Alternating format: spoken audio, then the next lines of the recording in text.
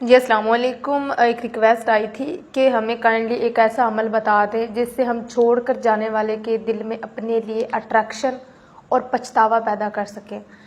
اچھا، اس کے لیے ایک بہترین عمل ہے میرے پاس۔ کرنا کیا ہے، آپ نے سورۃ اخلاص کی پہلی آیت، صرف پہلی آیت وہ بعد نماز عصر اس انسان کا تصور رکھتے ہوئے اس انسان کی تصویر سامنے رکھ لیں۔ اگر تصویر نہیں ہے تو اس کو تصور کر لیں کہ یہ میرے سامنے بیٹھا ہوا ہے۔ تصور میں رکھتے ہوئے بغیر کسی سے بات کیے 313 مرتبہ پڑھ کے اس کی تصویر پر پھونک مار دیں یا تصور میں اس پر پھونک مار دیں۔